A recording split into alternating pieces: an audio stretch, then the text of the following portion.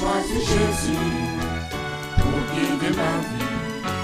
Mon bien-aimé Jésus, il est à moi, je suis à lui. J'ai choisi Jésus pour guider ma vie. Mon bien-aimé Jésus, il est à moi, je suis à lui. J'ai choisi Jésus. Nous lisons dans Exode au chapitre 1er. Exode chapitre 1er. Nous sommes en Égypte où le peuple d'Israël est en captivité, en prison à ciel ouvert en quelque sorte.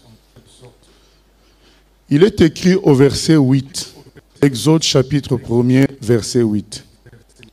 Il s'éleva sur l'Égypte un nouveau roi qui n'avait point connu Joseph.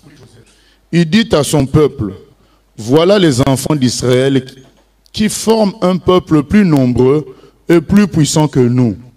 Allons, montrons-nous habiles à son égard. Empêchons qu'il ne s'accroisse et que, s'il survient une guerre, il ne se joigne à nos ennemis pour nous combattre et sortir ensuite du pays. Et on établit sur lui des chefs de corvée afin de l'accabler de travaux pénibles. C'est ainsi qu'il bâtit les villes de Pithom et de Ramsès pour servir de magasin à Pharaon. Mais plus on l'accablait, plus il multipliait et s'accroissait. Et l'on prit en aversion les enfants d'Israël. Alors les Égyptiens réduisirent les enfants d'Israël à une dure servitude. Ils leur rendirent la vie amère par de rudes travaux en argile et en briques, et par tous les ouvrages des champs, et c'était avec cruauté qu'ils leur imposaient toutes ces charges. Le roi d'Égypte parla aussi aux sages femmes des Hébreux, nommées l'une Shifra et l'autre Pua. Il leur dit, quand vous accoucherez les femmes des Hébreux et que vous les verrez sur les sièges, si c'est un garçon, faites-le mourir. Si c'est une fille, laissez-la vivre. Mais les sages femmes craignirent Dieu et ne firent point ce que leur avait dit le roi d'Égypte. Elles laissèrent vivre les enfants. Le roi d'Égypte appela les sages femmes et leur dit, pourquoi avez-vous agi ainsi et avez-vous laissé vivre les enfants? Les sages femmes répondirent à Pharaon, c'est que les femmes des Hébreux ne sont pas comme les Égyptiennes. Elles sont vigoureuses et elles accouchent avant l'arrivée de la sage-femme. Dieu fit du bien aux sages-femmes et le peuple multiplia et devint très nombreux. Parce que les sages-femmes avaient eu la crainte de Dieu. Dieu fit prospérer leur maison. Alors Pharaon donna cet ordre à tout son peuple. Vous jetterez dans le fleuve tout garçon qui naîtra et vous laisserez vivre toutes les filles. Donc les enfants d'Israël se retrouvent en Égypte. Et à un moment, Monsieur le Pharaon, le roi d'Égypte, a peur des enfants d'Israël et commence à les faire souffrir pour diminuer leur nombre, pour les tuer, pour les empêcher d'évoluer. Et il est écrit qu'il faisait ça avec cruauté. Il leur donnait des servitudes, des travaux pénibles. Il souffrait beaucoup. Mais malgré ça, il n'arrivait pas à les éliminer. Alors il a décidé de tuer tous les premiers-nés, plutôt tous les enfants mâles. Il a donné l'ordre aux sages-femmes, allez tuer les sages-femmes ont dit non, on ne peut pas faire ça. Alors il a donné l'ordre aux Égyptiens carrément, globalement, à les tuer les tous. Alors, bien-aimés, imaginez l'importance d'un enfant. Un enfant, c'est précieux, c'est mignon, c'est innocent. Même parfois, les plus méchants n'arrivent pas à s'en prendre aux enfants. Mais là, on dit carrément, il faut tuer tous les enfants mâles qui vont naître. Et quelle douleur pour les enfants d'Israël. Vous savez, quand on en arrive à cela, à ce que ton enfant soit pris pour aller tuer, et toi tu regardes, ça veut dire qu'on t'a déshumanisé. Tu n'es plus un humain, parce qu'un humain normal doit résister, doit dire non, quitte à ce qu'on le tue. Mais là, il laissait faire. Donc les enfants d'Israël, on les déshumanisait, donc on les a amenés au point le plus extrême du mal, du péché, de la dégénérescence. Commencez à prendre vos enfants, vous ne faites rien. Bien-aimés, aujourd'hui, c'est la même souffrance qu'on connaît sur la terre. À cause du péché, le diable harcèle les humains. Aujourd'hui, on arrive à changer de sexe. Donc les humains sont déshumanisés. Aujourd'hui, on voit à la télé l'homosexualité ouverte. Donc on voit des gens qu'on appelle transgenres animer des émissions. Et l'homme regarde, il dit rien. L'objectif du diable, c'est détruire et déshumaniser l'homme. Et il n'y a pas que ça, je dis aujourd'hui, c'est-à-dire qu'on a atteint le niveau maximum. C'est comme à l'époque, le niveau maximum c'était de tuer les enfants. Mais il y avait déjà de la souffrance, il y avait déjà la servitude.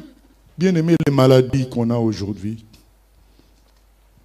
Des gens qui meurent à 28 ans, leucémie. Des gens qui meurent à 40 ans, on apprend des amis qui meurent, crise cardiaque, rupture d'anévrisme. Les humains sont accablés. Le comportement des jeunes aujourd'hui, qui se mettent à 10 pour taper un autre, et ils filment ça. L'homme est déshumanisé. Comment tu peux filmer un lynchage comme ça? Quelqu'un qui est seul face à 12 personnes, on le fracasse la tête et toi tu filmes. Tu n'interviens pas. C'est ça le but du diable, nous tuer. S'il ne peut pas nous tuer physiquement, il va nous tuer dans le cœur, dans l'âme. Donc vous imaginez, comprenez les enfants. Donc quand on entend qu'un enfant pleure, un enfant est né, on vient chez toi, on prend ton enfant. Et toi tu laisses faire. Mais quand on part avec ton enfant, toi tu ne vis plus. Tu es mort. On a pris ton enfant. Tu n'as rien fait. Tu es mort. Le diable veut nous tuer. Comme Pharaon voulait tuer les enfants d'Israël. De toutes sortes de manières, que ce soit par l'âme, que ce soit par le physique, que ce soit par le boulot, la servitude. Aujourd'hui, il y a des gens qui sont prêts à se battre pour avoir le CDI. Ils sortent des griffes. Vous savez, nous on a l'habitude de blaguer pour tout et pour rien, mais j'ai remarqué qu'il ne fallait pas blaguer sur le boulot de quelqu'un avec les collègues. Donc, la personne, dès que tu fais une blague dans le sens négatif, donc la personne a l'impression que son boulot est mis en jeu. Il ne faut surtout pas dire qu'il y a eu une erreur, il ne faut surtout pas. Parce que la personne a l'impression que c'est fini pour lui. L'homme est déshumanisé. Lorsqu'on voit, bien aimé, l'augmentation de tout ce qui concerne, on a même fait une salle de shooting, donc tout ce qui concerne prendre de la drogue à tous les niveaux, dans les sports, les avocats, les politiciens. L'homme est réduit à rien. Le diable veut tuer l'homme. Il est jaloux de l'homme parce que Dieu aime l'homme. Dieu l'a chassé depuis longtemps du jardin d'Éden. Et Dieu nous donne l'exemple des enfants d'Israël pour que nous comprenions ce qui se passe. Ils étaient abattus, maltraités. Et Dieu pourtant est bon. Quand on a commencé à tuer les enfants, Dieu a dit stop. Ça doit s'arrêter. C'est comme ça que, bien aimé, bientôt, le Seigneur dira aussi stop. Parce que là, de plus en plus, l'homme n'est plus humain. Vous savez, nous, quand on était petits, les parents disaient, surtout la maman, je devrais quitter votre père, mais je reste à cause de mes enfants. Mais aujourd'hui, les gens divorcent tranquillement, ne s'inquiétant pas du tout du sort des enfants, des petits-enfants. Je ne dis pas que les gens ne souffraient pas quand ils divorçaient. Je dis tout simplement, il y a des innocents dans l'affaire. Quand nous on était petits, les gens pouvaient se sacrifier pour ces innocents-là. Aujourd'hui, personne ne veut se sacrifier. C'est la vie de chacun. Et on voit dans les écoles, il y a même nos enfants qui nous racontent comment certains de leurs collègues souffrent de ne pas voir leur père ou leur mère. Parfois, la maîtresse ne sait pas à qui demander le cahier de texte. Ça fait mal. Ça, c'est la méchanceté du diable. C'est le péché que nous avons commis par Adam qui lui donne cette autorisation-là, ce droit-là de nous maltraiter ainsi. Ça ne nous fait pas plaisir de voir cela. Il y a des gens que nous avons rencontrés qui nous ont dit qu'ils étaient partis dans un camping en Italie. Et il y a un petit de 8 ans qui est venu le voir pour dire, mais moi ça fait des années, vous venez de France? Ah oui, mais moi ça fait des années que mon père il vit en France, je ne le vois pas. Un petit de 8 ans qui vient voir des étrangers pour exprimer sa douleur. Quand j'ai entendu ça, j'ai dit, mais c'est pas possible. Le monde est mauvais, le monde se détruit.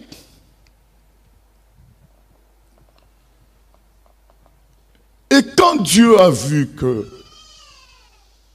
on tuait les enfants, on déshumanisait à ce point l'homme, il a dit non, ça suffit.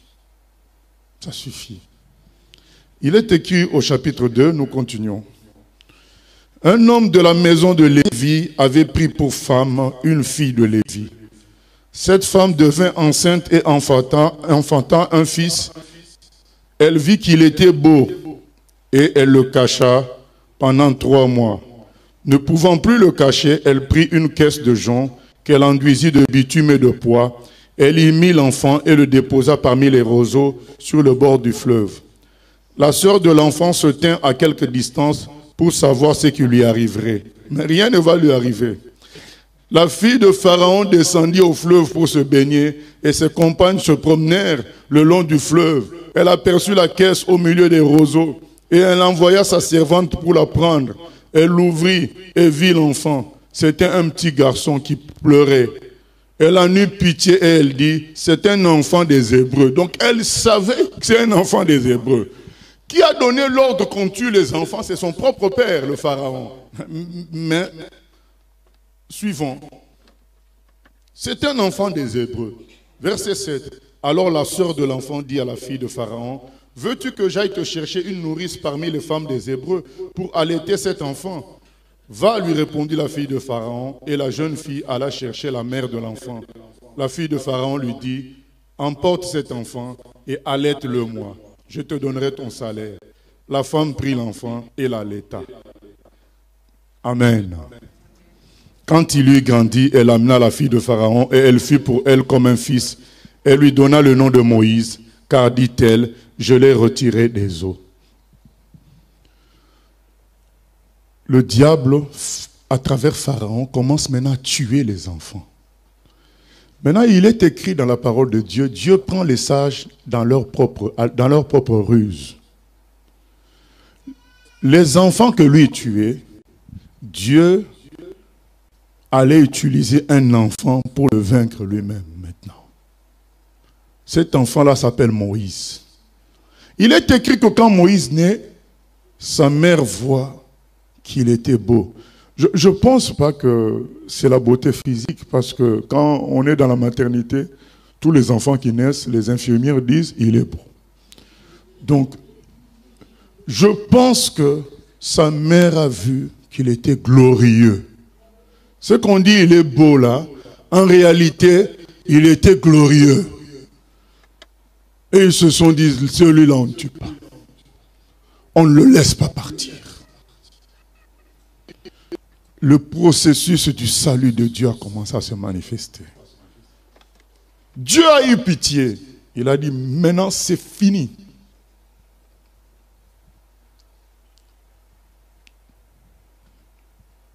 Il envoie Moïse et on n'arrive pas à le tuer parce que la gloire de Dieu était sur lui.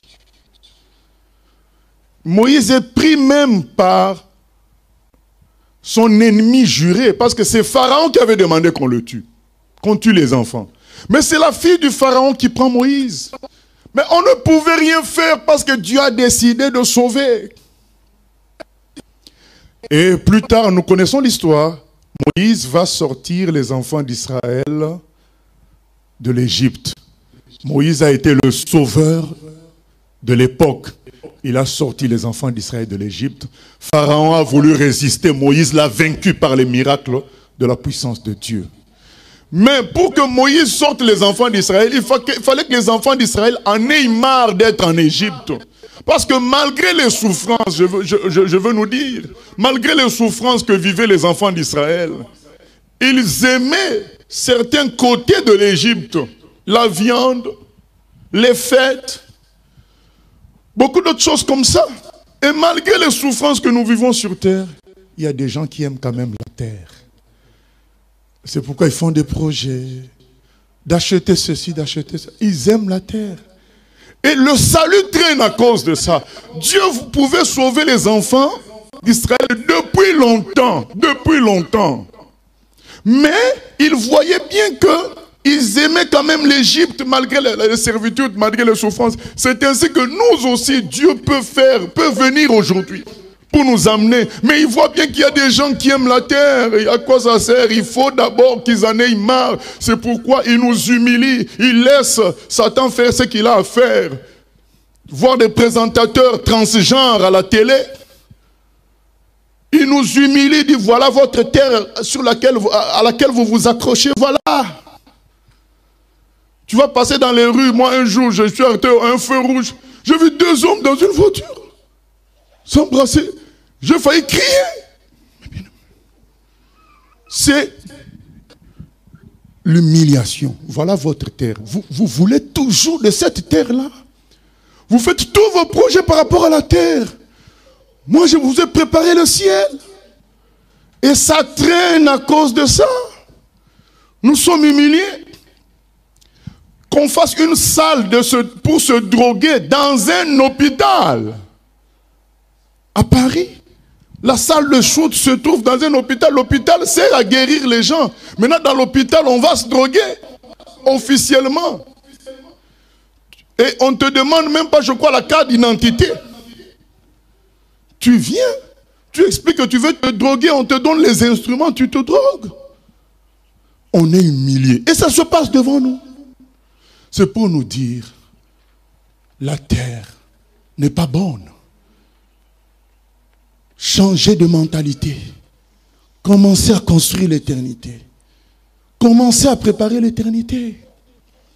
Bien aimé, quand je vois au boulot des gens qui passent de cigarettes normales à cigarettes électroniques, faire des va-et-vient, j'ai pitié. Pendant qu'il pleut, vous savez quand il pleut, il fait froid. Tu vois des gens à 10h moins le quart, manteau, parapluie, ils sont en train de fumer. Je dis, mais un petit bout d'herbe rassemblée, ça te rend, toi, l'esclave, un homme fort, une femme belle, voilà, riche parfois, mais tu es esclave de ça. Et hier, une sœur me disait, mais, puisque la sœur Céline, elle disait, mais ses collègues à la pharmacie, ils fument eux-mêmes, mais quand les gens viennent acheter des médicaments, ils disent, il ne faut pas fumer, c'est pas bon, ainsi de suite. Donc, vous voyez bien que ces gens-là sont conscients que c'est pas bon, mais ils sont esclaves. C'est l'humiliation. Dieu nous humilie pour dire, voilà ce que vous êtes. C'est pas bon d'être incapable de décider de son avenir, parce que ces gens-là ne sont plus capables de décider de leur avenir, parce qu'ils témoignent que la cigarette est mauvaise, mais ils continuent à la fumer. C'est des esclaves. C'est ce qu'étaient devenus les enfants d'Israël. Mais malgré tout, il y a des côtés d'Égypte qu'ils aimaient encore, et ça a traîné. Dieu a laissé traîner. Malgré tout, ce que nous vivons là, il y a des gens encore qui aiment la terre, qui ont encore des projets malgré ce qu'on entend. On entend que bientôt une 3e guerre mondiale va commencer. Mais il y a toujours des gens qui continuent à aimer la terre, à faire des projets selon la terre, à Alors que quand il y aura cette fois-ci la troisième guerre mondiale, elle sera nucléaire. Ça veut dire que si une bombe tombe à Paris, Rouen est affecté. Ce n'est pas une histoire de maison ou de ville, c'est une histoire de pays. Quand une bombe nucléaire tombe dans un pays, tout le pays est affecté. C'est le moment de dire, on en a marre, Seigneur, sauve-nous. C'est le moment de dire, nous voulons le salut du Seigneur. Le salut, ça ne veut pas dire seulement être sauvé sur un papier. C'est la grandeur de Dieu qui se manifeste, le royaume de Dieu qui se manifeste pleinement pour sauver le maximum les gens qui ne sont pas encore sauvés et que nous tous, à la queue leu, on s'en aille au ciel. C'est ça le salut de Dieu. Moïse a sorti les enfants d'Israël d'Égypte avec puissance. Parce que c'était Dieu qui était descendu par lui. Nous lisons maintenant Luc chapitre 2.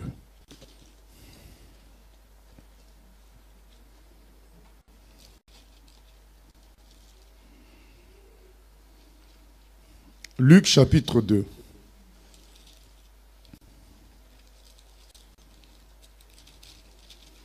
En ce temps-là parut un édit de César Auguste, ordonnant un recensement de toute la terre. Ce premier recensement eut lieu pendant que Quirinius était gouverneur de Syrie. Tous allaient se faire inscrire, chacun dans sa ville. Joseph aussi monta de la Galilée, de la ville de Nazareth, pour se rendre en Judée, dans la ville de David appelée Bethléem, parce qu'il était de la maison et de la famille de David, afin de se faire inscrire avec Marie, sa fiancée, qui était enceinte. Pendant qu'ils étaient là, le temps où Marie devait accoucher arriva, et elle enfanta son premier-né, elle l'emmaillota et le coucha dans une crèche, parce qu'il n'y avait pas de place pour eux dans l'hôtellerie. Il y avait dans cette même contrée des bergers qui passaient dans les champs les veilles de la nuit pour garder leurs troupeaux. Et voici un ange du Seigneur leur apparut, et la gloire du Seigneur resplendit autour d'eux. Ils furent saisis d'une grande frayeur. Mais l'ange leur dit, « Ne craignez point, car je vous annonce une bonne nouvelle. Je vous annonce une bonne nouvelle, qui sera pour tout le peuple le sujet d'une grande joie. C'est qu'aujourd'hui, dans la ville de David, il vous est né un sauveur, qui est le Christ, le Seigneur. Et voici à quel signe vous le reconnaîtrez. Vous trouverez un enfant emmailloté et couché dans une crèche. Et soudain, il se joignit à l'ange une multitude de l'armée céleste, louant Dieu et disant, « Gloire à Dieu dans les lieux très hauts et paix sur la terre parmi les hommes qui l'agréent. » Amen. Alors, des siècles plus tard, après avoir donné l'exemple de salut par Moïse, pour un peuple et un salut physique, parce que c'est un déplacement physique qui les amène dans la terre promise, Dieu vient maintenant sauver intégralement l'homme par un salut spirituel, physique, un salut total. Et ce, par son propre fils Jésus. Vous savez, quand est-ce que Moïse est devenu le sauveur d'Israël? Quand est-ce qu'il est devenu le sauveur d'Israël? Ce n'est pas quand il a eu 80 ans et qu'il est venu le sauver. Moïse était sauveur à la naissance. La preuve, c'est que quand il est né, on n'a pas pu le toucher. Donc, dès sa naissance, c'était le sauveur. Parce que le plan de Dieu, personne ne peut toucher au plan de Dieu. Dès sa naissance, Moïse naît avec gloire. Et personne ne peut le toucher. Il était sauveur, bébé, mais sauveur. Et on voit la comparaison avec Jésus. Jésus, bébé, les mages sont venus l'adorer. De loin. Dès sa naissance, on dit que c'est le sauveur. Les anges disent, un sauveur vous est né. Pourquoi ils n'ont pas dit le sauveur? C'est un sauveur parce qu'il y a eu déjà un autre sauveur autrefois. Il y a eu Moïse, il y a eu les David, il y a eu des sauveurs. Mais ils disent, il y a un sauveur maintenant qui vous est né. Mais cette fois-ci, ce sauveur-là, c'est le Seigneur lui-même. Donc Dieu est descendu sur terre maintenant lui-même pour sauver, parce que c'est pourquoi les écrivains de la Bible appellent notre époque. Donc dès que Jésus arrive, ils appellent ça la fin des temps. Aujourd'hui, nous attendons la fin du monde, mais la fin des temps commence dès que Jésus arrive, parce que c'est maintenant la question du salut total de l'homme qui va être réglée. C'est cela, bien-aimé. Et Jésus vient nous sauver de cette souffrance dont nous sommes accablés, du péché dont nous sommes accablés. Tout ce que j'ai cité, Jésus vient nous sauver de cela. Qui peut me dire aujourd'hui, parce que beaucoup ne comprennent pas, qui peut me dire aujourd'hui qu'il ne souffre pas? Qui peut me dire aujourd'hui qu'il est à l'aise totalement sur terre? Ah non, on ne peut pas être à l'aise quand on voit des guerres partout. Dernièrement, l'Arabie Saoudite a envoyé une bombe au Yémen, dans un deuil. C'est-à-dire que les gens pleuraient déjà un mort, et ils reçoivent une bombe. Plus de 140 morts. Qui peut être à l'aise dans ces conditions-là?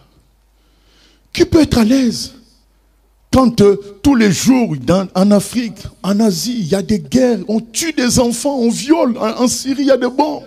Qui peut être à l'aise quand on sait que les gens qui font les réunions de paix, c'est les mêmes qui font la guerre avec d'autres manteaux. Et on sait qu'ils mentent et ils sont en face de toi. Tu ne peux rien faire. Qui peut être à l'aise? Les gens qui prétendent être à l'aise sont aveugles. Ils ne veulent pas reconnaître que ça ne va pas sur la terre. Ça ne va pas sur la terre. Et au fond de toi, tu sais que ça ne va pas. Dieu ne sauvera que ceux qui reconnaissent que ça ne va pas. Au fond de toi, tu sais que ça ne va pas. Mais les anges ont dit quoi? Il y a une bonne nouvelle. Il y a une bonne nouvelle, il vous est né un sauveur. Mais cette fois-ci, ce sauveur-là, c'est le Seigneur lui-même. La différence, c'est que Moïse n'était qu'un homme.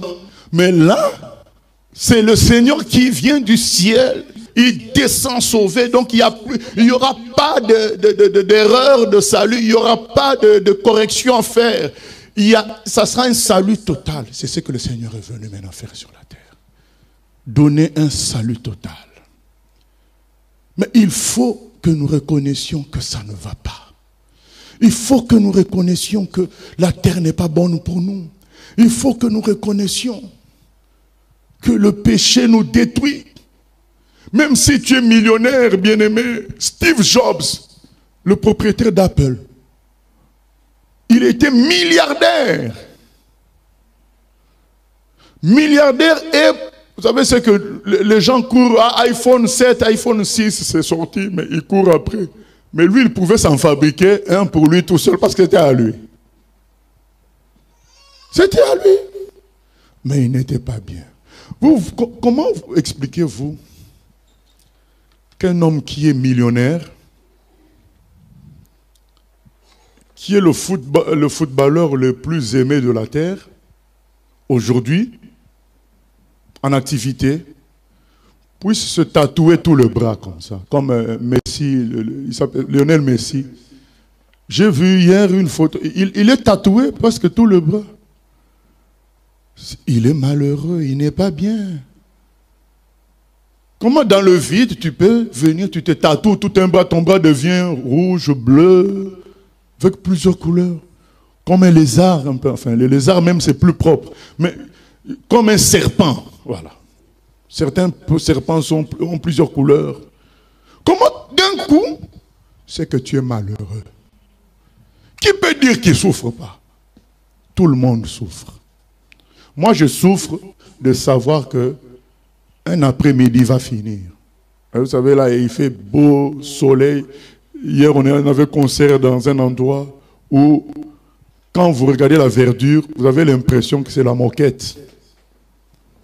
C'est un tapis vivant, une belle moquette. Mais il faisait froid, tu ne peux pas sortir là. Moi je dis, c'est pas agréable la terre. Une moquette comme ça, on ne peut pas en profiter, il fait froid. Et il pleuvait un tout petit peu. Qui peut être à l'aise? J'ai fait le voyage Afrique du Sud, Zurich, bien aimé, de Johannesburg jusqu'au Congo. Il a fait des mouvements dans l'avion, donc disons environ 3-4 heures. J'ai dit, mais quand tu descends, tu transpires. Je n'ai même pas mangé. Je dis, qui peut être à l'aise sur la terre? Voyez comment on se moque de François Hollande à la télé. N'importe qui prend le micro, il y a même des gens qui disent François Hollande contre un canard, le canard passe. Mais bien aimé, toi tu es le président, il paraît qu'il passe son temps devant BFM TV. Donc ça veut dire qu'il écoute tout ça. Quelqu'un qui vient, n'importe qui, lui devant un canard, le canard passe. Donc tu es là. Tu t'imagines aussi que tes enfants suivent aussi. Qu'on dit que leur père, face à un canard, le canard gagne. Qui peut être à l'aise sur terre? Personne. J'insiste, parce qu'il y a des gens, quand on va parler de salut, ils pensent que moi je suis sauvé, c'est bon. Mais non. Le salut, ce n'est pas seulement le ticket que toi tu reçois pour aller au ciel. Le salut, c'est la nature de Dieu qui vient sur terre pour sauver. Dieu dit, cette fois-ci, moi-même, je suis venu par Jésus. Et Jésus, quand il s'en va, il dit, je vous envoie un autre sauveur. C'est le Saint-Esprit. On sera ensemble, moi et lui avec vous. Donc le salut, c'est entrer dans une vie du ciel où tu commences à sauver d'autres personnes. Parce que tu veux voir, le salut, c'est la paix, la joie. C'est ce qu'il est écrit dans Romains 14. Le royaume de Dieu, c'est la justice, la paix, la joie. Donc tu vas vouloir créer la paix, la joie. Mais cette joie, cette paix vient lorsque Jésus descend dans la vie de quelqu'un. Et là, tu commences à contempler le salut. Quand Siméon a vu Jésus, il a dit, j'ai vu le salut de Dieu.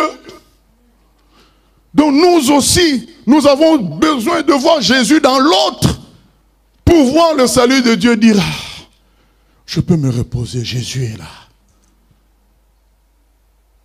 Le salut, ce n'est pas juste un ticket que tu reçois. Et tu attends d'aller au ciel. Non, c'est une vie. Parce que le monde est rempli de trop de souffrances. Il n'y a que le salut de Dieu qui peut nous consoler. Comme Richard Rembrandt, il était en prison.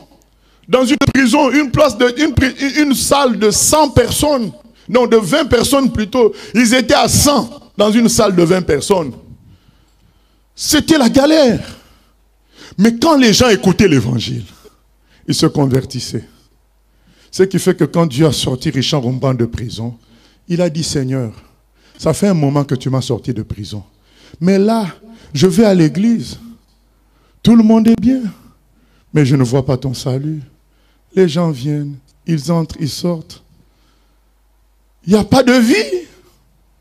Moi, je préfère retourner en prison. Là, je voyais des gens se convertir. Je voyais ton salut. Vous savez, on a besoin de ce salut pour vivre. Ce n'est pas un ticket seulement. C'est une réalité. Tu vis, tu vois. Donc, je me souviens d'un épisode où tellement Richard Rembrandt il parlait du Seigneur, il changeait les gens. À un moment, il a attrapé une maladie. On a emmené dans une chambre qu'on appelle la chambre de la mort. C'est-à-dire quand on te met là-bas, ton cas est irrécupérable. Tu vas certainement mourir.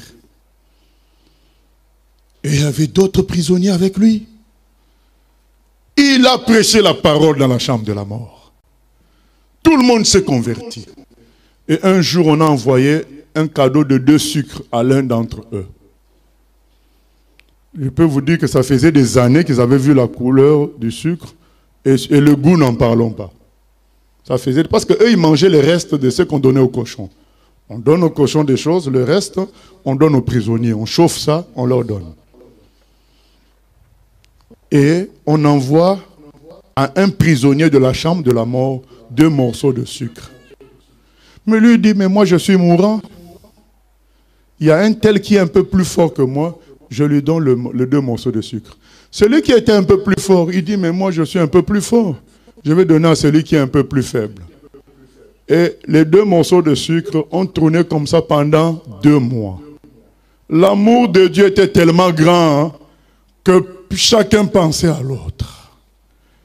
Alors quand il y a un tel amour, il y a la guérison. La chambre de la mort s'est vidée parce que les gens guérissaient.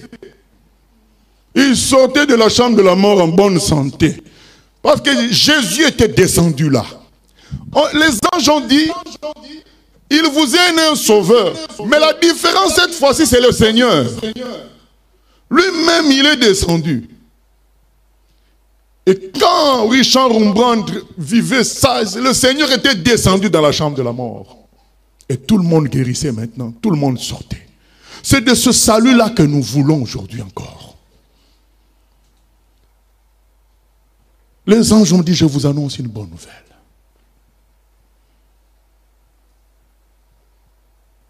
Pourquoi les gens n'ont pas tué, n'ont pas pris Moïse? Pourquoi les parents ne l'ont pas livré? Parce qu'ils ont vu que l'enfant n'était pas normal. Il était glorieux. Alors, que fais-tu de Jésus aujourd'hui? Regarde Jésus. Quelqu'un qui est le Messie, le Seigneur, il naît dans une étable. Mais le jour de sa naissance, il y a une étoile qui bouge, qui montre que c'est le Seigneur qui naît. C'est le Seigneur lui-même qui vient. Toute une étoile bouge. Une étoile ne peut pas bouger n'importe plus. Sortir des lois de la physique.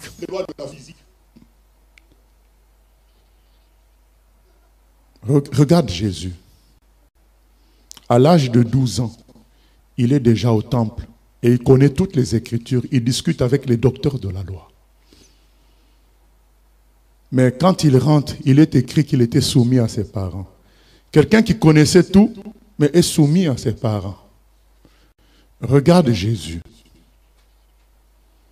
Quand il commence le travail de Dieu, il transforme l'eau en vin.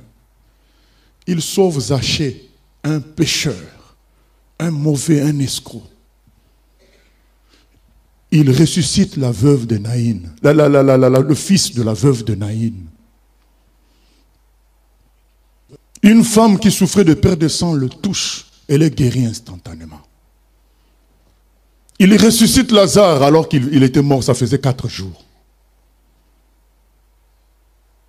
Il chasse les démons. Quelqu'un était possédé de 5000 démons. Il dormait dans les cimetières. Jésus chasse les démons. L'homme est libéré et vit normalement. Observe Jésus.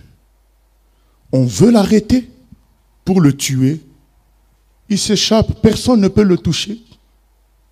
Un jour même, on lui dit, mais il y a César qui te cherche, il y a Hérode qui te cherche. Je crois César, attention, il va t'arrêter.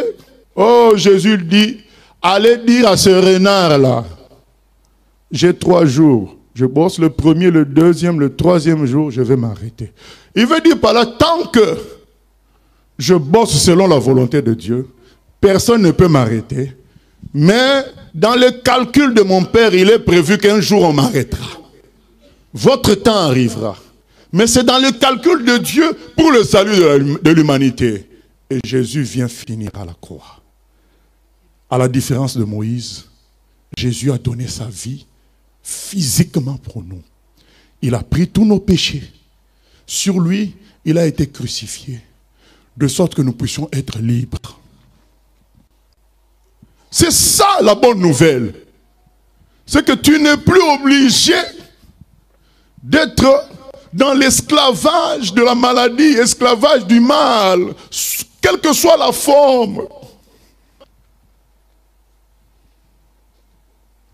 Dans l'esclavage de l'injustice, il y a des gens qui se fâchent quand il y a l'injustice. Tu es au travail, tu es dans une équipe, on te fait des injustices.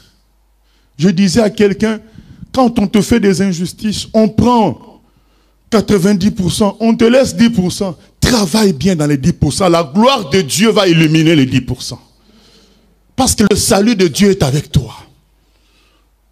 Mais tout cela demande le salut de Dieu. c'est Jésus. Et Jésus est crucifié. Et il crie, tout est accompli, c'est fini. Et le troisième jour, il est ressuscité. Alors là, bien aimé, c'est le sommet de tout. Parce que les gens qui se disent milliardaires, qui se disent avoir tout, ils souffrent de savoir qu'ils vont mourir un jour. Et c'est fini. Mais nous savons que nous ressusciterons. C'est pourquoi les apôtres, les premiers chrétiens, quand Jésus est parti, ils se disaient bonjour en disant le Seigneur est ressuscité. Et l'autre répondait, il est vraiment ressuscité. C'est-à-dire que nous n'avons plus à craindre cette terre. La souffrance est finie, la résurrection nous attend. C'est ça le salut de Dieu. Alors quand on observe tout ça, moi j'ai l'habitude de dire à mes collaborateurs, mais à quoi ça sert d'être milliardaire? Je sais que tout cela va finir. Soyons pratiques. Je ne veux pas gaspiller ma vie pour quelque chose qui va finir dans 120 ans et perdre des milliards d'années. Soyons pratiques. Donc même quand tu es en forme, tu es riche, mais tu vas mourir, et que tu saches que tu vas mourir un jour. Mais réfléchis. Et Jésus résout ce problème-là. Il dit, de la même manière que moi-même je suis ressuscité, je vous ressusciterai. Et vous vivrez avec moi au ciel. C'est le salut de Dieu. Un chrétien doit vivre le salut de Dieu. C'est pourquoi, quand les gens disent on va faire quoi, Jésus dit on vous prend une tunique, donnez l'autre. Aujourd'hui les chrétiens tremblent devant les comptes bancaires. Ils tremblent devant l'argent. Non, bien-aimé, le salut de Dieu englobe tout ça. On a donné notre vie au Seigneur.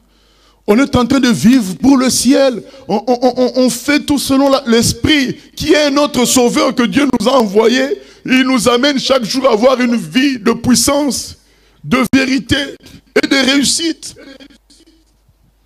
Ce n'est pas les choses de la terre qui nous donnent la réussite parce que ça nous échappe à un moment donné. Reconnaissons, bien-aimés, qu'on souffre et appelons le salut de Dieu. Nous lisons dans Luc 23.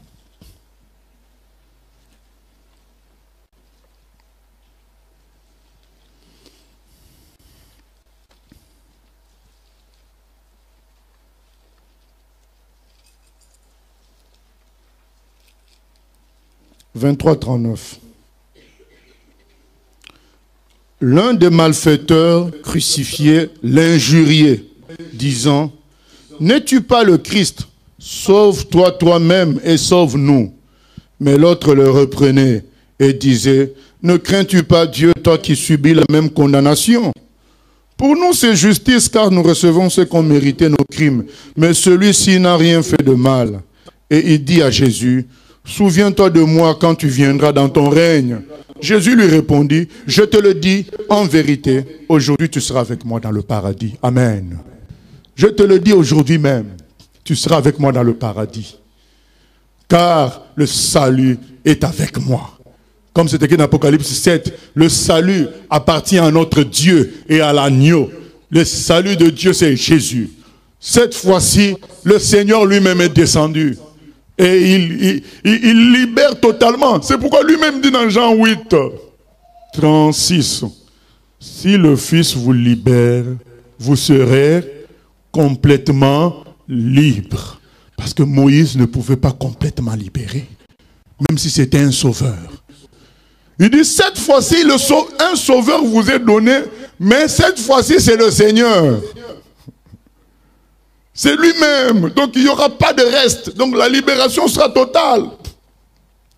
La preuve, ils sont sortis d'Égypte, mais ils ont continué à murmurer, à vociférer, à gronder. Mais le Seigneur, s'il te libère, tu es libre complètement. Cet homme était crucifié comme le Seigneur. Mais il a observé. C'est ça notre prédication. Pourquoi on n'a pas tué Moïse? Parce que les parents ont observé. Ils ont compris que cet enfant était différent. Il était glorieux. Dieu venait de les visiter, on ne touche pas. Le voleur à la croix, pourquoi il n'a pas injurié Jésus comme l'autre? Il a observé. Il a compris que ce condamné-là était différent.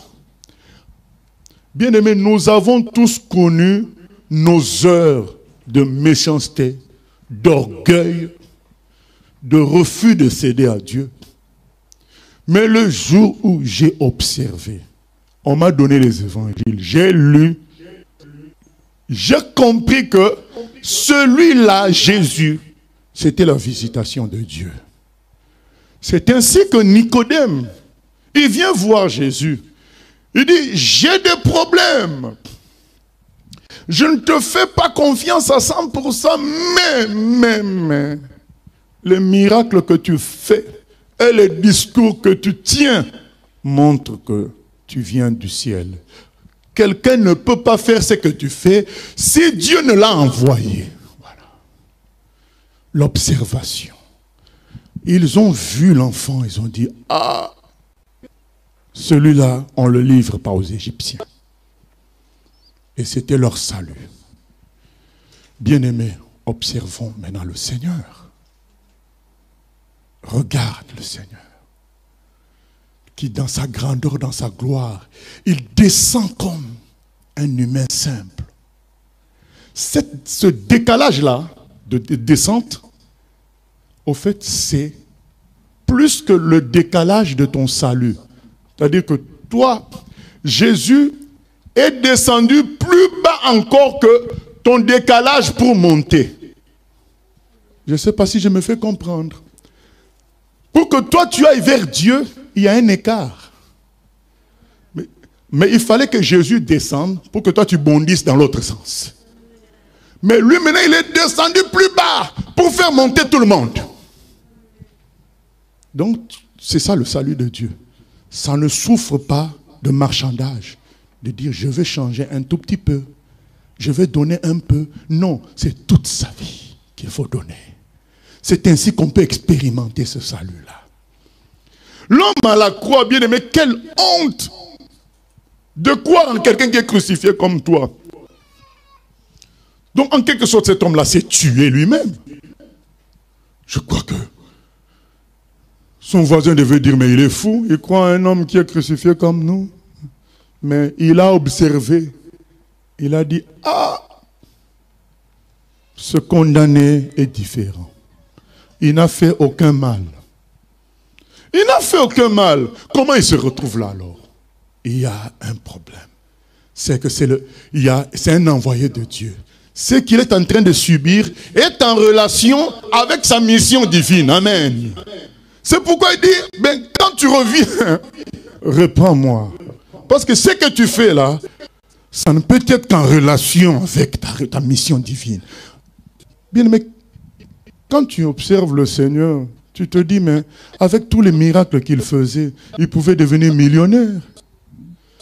Il pouvait devenir milliardaire, se construire des châteaux, vivre avec une armée. Mais pourquoi il n'a pas fait tout ça? Parce qu'il avait une mission, c'est de te sauver. Donc tout ce manque-là, c'est ton salut. Mais pour bénéficier de ce salut, il faut reconnaître, comme le voleur à la croix, que toi-même tu as péché. Toi-même tu es dans l'erreur. Il faut reconnaître que tu as échoué. Il faut reconnaître que nous ne sommes pas bien ici. Sans le salut de Dieu, on est malheureux. Il faut le reconnaître. Job a dit ceci. Autrefois, je t'entendais, mais maintenant, je te vois. Donc autrefois, Job était dans un petit salut. Il avait de beaux enfants. Il avait des richesses. Mais quand Dieu l'a brisé, il s'est rendu compte que ses enfants, ses richesses, c'était rien comparé à la présence de Dieu lui-même. Comparé au salut de Dieu. Il dit, avant, je te vois, je t'entendais, mais maintenant, ton salut est là. Bien-aimé, le Seigneur est là. Il est écrit, le Fils de Dieu est venu chercher et sauver ceux qui étaient perdus. Luc 19, 10. Peu importe ton problème, le point commun c'est quoi? C'est qu'on souffre sur terre. Le point commun c'est que tu es dérangé. Si toi tu n'es pas dérangé, moi je suis dérangé par des choses. Et la condition pour expérimenter ce salut, c'est dire à Dieu ce qui te dérange. Le péché, l'orgueil, la mauvaise nature humaine, la peur du lendemain, l'égoïsme, l'avarice. Dis à Dieu, je suis perdu.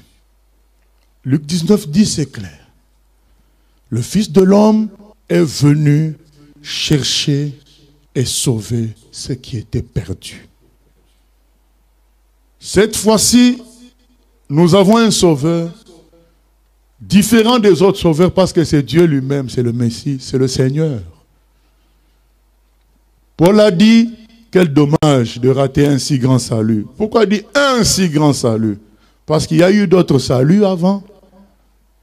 Les gens sont sortis d'Égypte. David a libéré les gens de Goliath. Il y a eu d'autres saluts avant. Gédéon a libéré. Mais maintenant, Paul dit, mais ce salut-là, il est différent parce qu'il est total et définitif. Mais le Fils de l'homme est venu chercher et sauver ceux qui étaient perdus.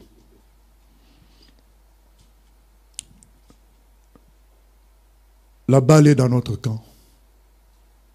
Qu'est-ce que nous disons au Seigneur? Tu te crois heureux, tu te trompes par rapport à ce que tu as. Au fait, c'est ton égoïsme et ton aveuglement qui te fait croire que tu es bien. Mais tu n'es pas bien. Et parfois même, tu te sens mal, mais tu vas chercher autre chose pour équilibrer. Mais ce mal-là va revenir toujours.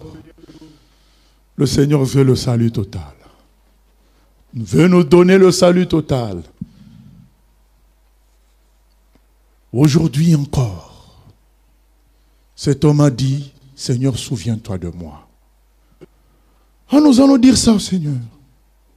Seigneur, je ne suis pas bien sur la terre.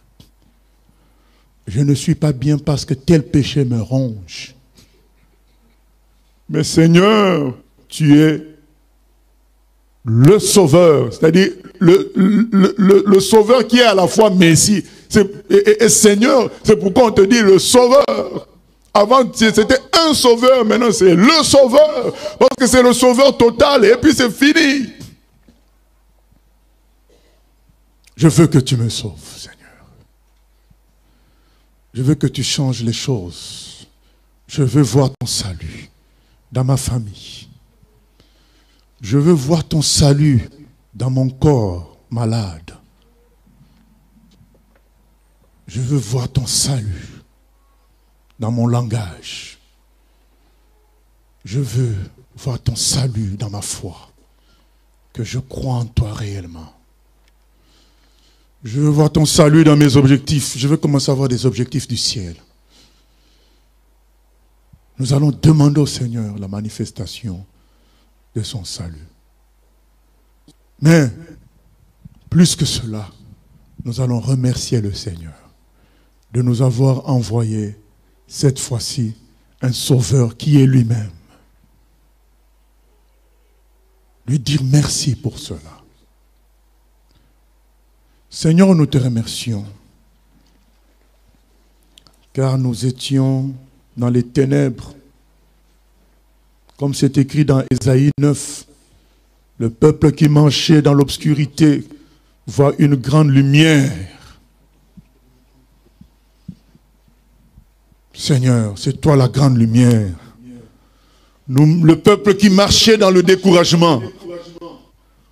Seigneur, les enfants d'Israël marchaient dans le découragement, mais le jour où Moïse est né, ils ont dit non, celui-ci ne meurt pas.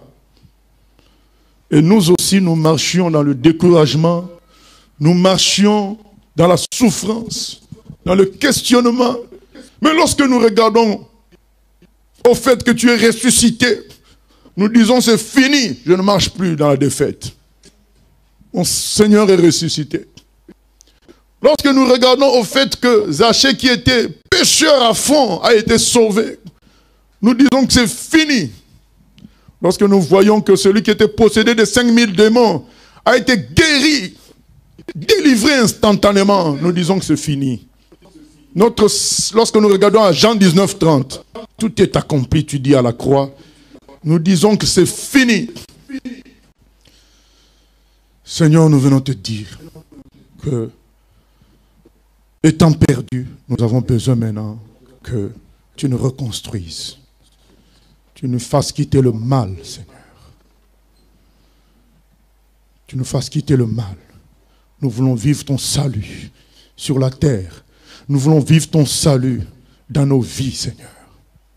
Merci, Seigneur, de te manifester. Dans le nom de Jésus-Christ. Dans le nom de Jésus. Alléluia. Nous allons dire, pour ceux qui le veulent, nous allons faire la prière de demander le salut du Seigneur. Nous allons dire, Seigneur Jésus, aujourd'hui, je t'avoue que je suis faible. Je suis perdu. Je suis mécontent de moi et de mon environnement. Je suis mécontent du péché. Pardonne-moi et purifie-moi par ton sang précieux. Je veux voir ton salut dans ma vie et autour de moi. Merci Jésus d'intervenir dans ta puissance et dans ton amour pour changer mon avenir, me faire passer des ténèbres à ta lumière et qu'autour de moi, ça soit le cas. Je te donne ma vie, Seigneur. Fais de moi ce que tu voudras. Merci Jésus. Amen.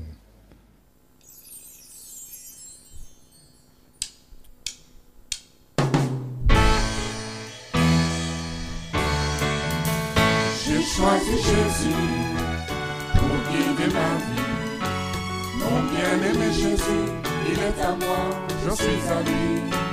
J'ai choisi Jésus pour guider ma vie. Mon bien-aimé Jésus, il est à moi, je suis à lui. J'ai choisi Jésus pour guider ma vie. Mon bien-aimé Jésus, il est à moi, je suis à lui. J'ai choisi Jésus pour guider ma vie. Mon bien-aimé Jésus, il est à moi, je suis à lui. En marchant dans les chemins, dans les rues, observant tous les passants, chacun suit